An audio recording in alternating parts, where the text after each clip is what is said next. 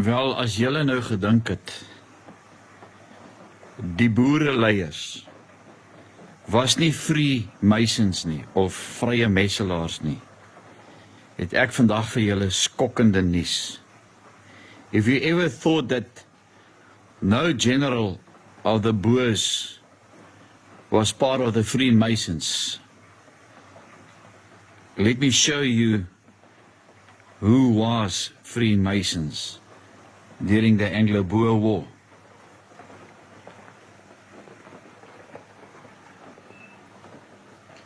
Generaal Christian de Wet, generaal Skalk Burger, generaal Skuil, generaal John Delarey, generaal Snyman, generaal Weilbach, generaal Hans Erasmus, generaal Piet Cronje, generaal Nicolas Smit, commandant-generaal Petrus Jacobus Joubert, commandant-generaal Christian Botha, generaal Steyn, generaal Jan Kok, commandant Besuitnout, commandant J. de Pre,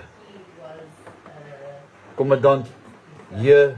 de Beer, commandant H.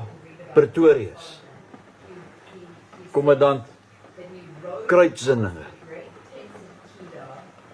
generaal Hendrik Skuman, commandant-generaal Louis Botha en generaal Olivier. Al hierdie boere wat hier is, was vrye messelaars gedurende die Anglo-Boereoorlog.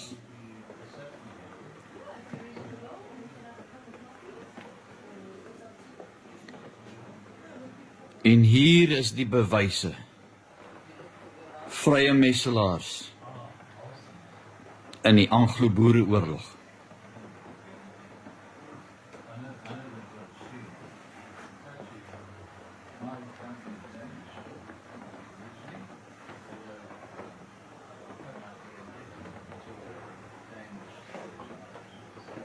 Is dit nie skokkend om dit te weet?